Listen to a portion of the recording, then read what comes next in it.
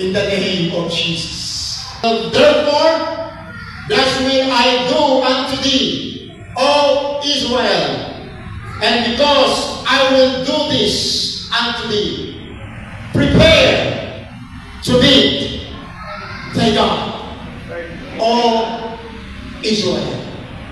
Dapat ay mag-celebrate po tayo, magdiwang po tayo kasi 37th anniversary po. Pero, ang inyong theme ay prepare to meet thy God. Bakit nasabi ito ng Diyos sa bayang Israel?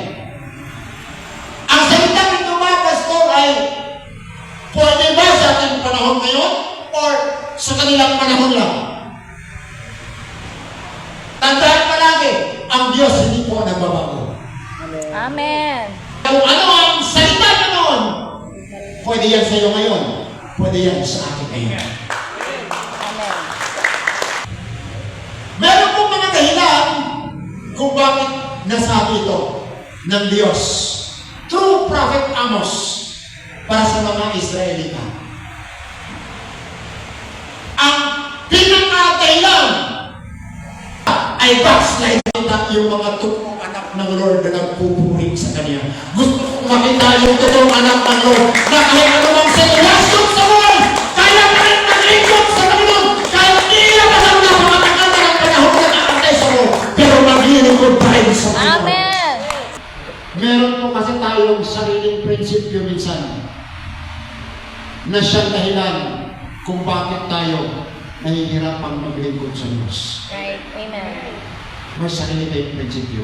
Like the Israelites, kapatid, meron silang sariling prinsipyo.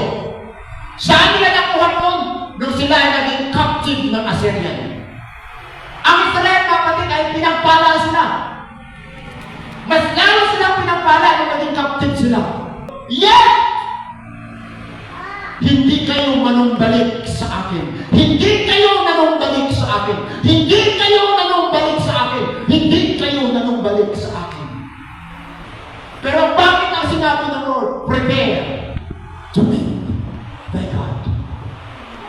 Backslider, tapos pagsabihan ka ng Diyos, prepare ka sa lubungin mong Diyos. Ano ba yun? They are blessed by the Lord. Amen. Wala silang hahanapin. Why? Bless sila ng Lord. At ang mga nagbabasa, kapatid, sinabi pa ng Panginoon through Amos, di ba kayo yung kinuha ko mula doon sa Ehipto? At kinala ko kayo sa ilang upang pupunta kayo doon sa lupang pangako upang doon ko kayo pagpalain.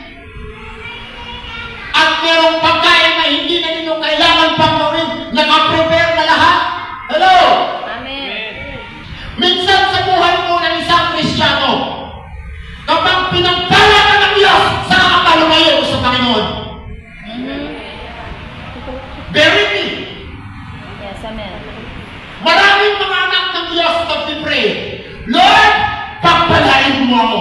Lord, i-bless mo ako sa ganito. I-bless mo ang trabaho ko. I-bless mo ang negosyo ko. Here comes the blessings of the Lord. Pero sa panahon na pinagpala ka ng Diyos, yun naman ang pagkakataon na unti-unti kang lumayo sa Panginoon. Bakit? Sumantal kasi ang tao sa kanyang sariling prinsipyo.